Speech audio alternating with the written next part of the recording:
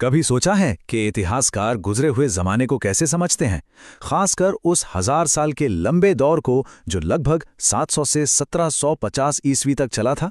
ये सिर्फ तारीखें रटने का खेल नहीं है, बिल्कुल नहीं। आज हम उन खास तरीकों को समझेंगे जो इतिहासकार इस्तेमाल करते हैं, और हाँ, ये बातें आपके अगले क्विज में भी बहुत काम आने वाली हैं। देखिए, इतिहासकारों के लिए सबसे बड़ी चुनौती ये है कि अतीत मतलब बीता हुआ कल एक अनजान देश की तरह होता है। सब कुछ अलग, यहां तक कि एक ही जगह के नक्शे भी अगर अलग अलग समय पर बने हों तो बिल्कुल अलग दिख सकते हैं। चलिए इसे और करीब से देखते हैं। यहां भारतीय उपमहाद्वीप के दो नक्शे हैं। बाईं तरफ जो है वो 1154 में अल इदरीसी ने बनाया था। जरा ध्यान से देखिए, इसमें दक्षिण भारत वहां है जहां हम आज उत्तर भारत को देखने की उम्मीद करते हैं, और श्रीलंका द्वीप ऊपर की तरफ है। अब दाईं ओर वाला नक्शा देखिए, जो 1720 के दशक में एक फ्रांसीसी ने बनाया था। यह तो काफी जाना पहचाना लग रहा है। तो सवाल यही उठता है कि एक ही इलाका लेकिन 600 साल के फर्क में बने ये नक्शे इतने अलग क्यों हैं? भाई, इसी पहेली को सुलझाने के लिए हमें एक इतिहासकार की तरह सोचना शुरू करना होगा। तो जवाब का एक हिस्सा छिपा है संदर्भ में। देखिए, जो लोग नक्शे बनाते हैं उन्हें मानचित्रकार कहते हैं, और इन दोनों नक्शों के बनने के बीच के 600 सालों में नक्शा बनाने का विज्ञान ही पूरी तरह से बदल गया था।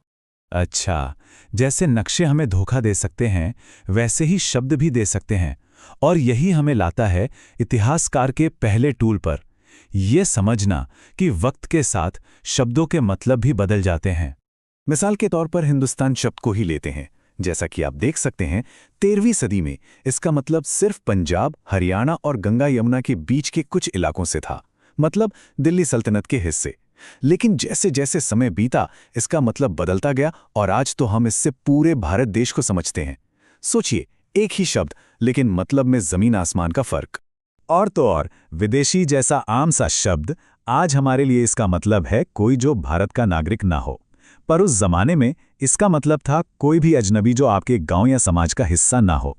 मतलब एक शहर में रहने वाला इंसान जंगल में रहने वाले को विदेशी कह सकता था। तो शब्दों को समझने के बाद अगला कदम क्या है? वो है सबूतों को परखना, और यह है हमारा दूसरा टूल, स्रोतों पर सवाल उठाना। 700 से 1750 के बीच लिखने पढ़ने का चलन काफी बढ़ गया था, लेकिन उन लिखे हुए दस्तावेजों पर आंख बंद करके भरोसा नहीं किया जा सकता। उस दौर में जानकारी का सबसे जरूरी जरिया थी पांडुलिपियां।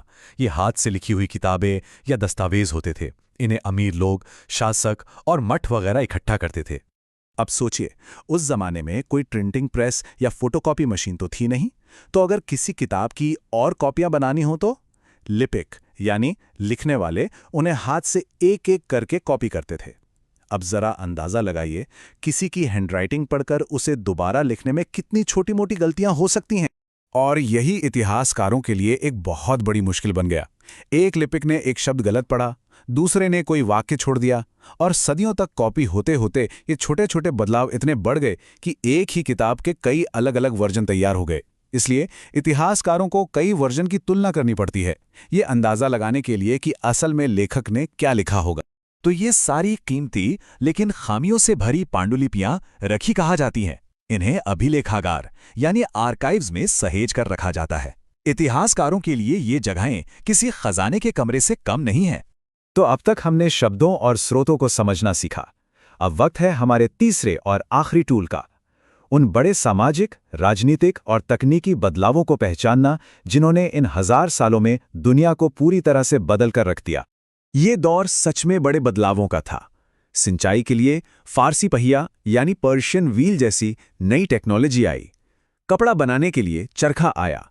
और मजे की बात तो यह है कि आलू, मक्का, मिर्च, चाय और कॉफी जैसी चीजें भी इसी दौरान हमारे उपमहाद्वीप में आईं।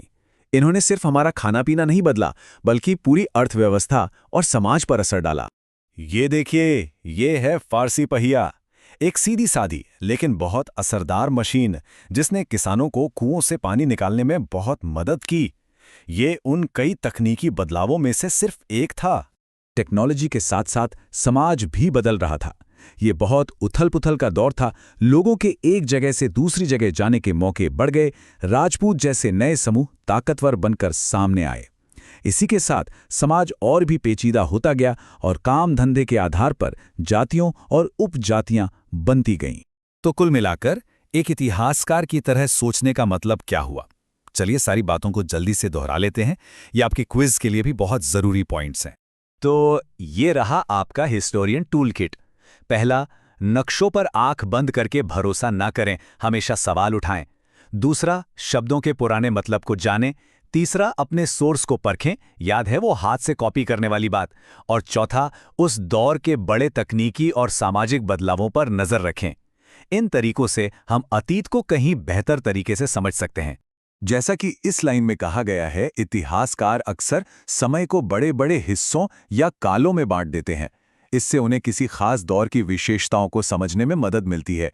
पर हमें यह भी याद रखना चाहिए कि इतिहास कोई सीधी लकीर नहीं है। ये बंटवारे सिर्फ हमारी सहूलियत के लिए हैं। तो चलिए अब इसी टूलकिट को अपने आज के समय पर लगाकर देखते हैं।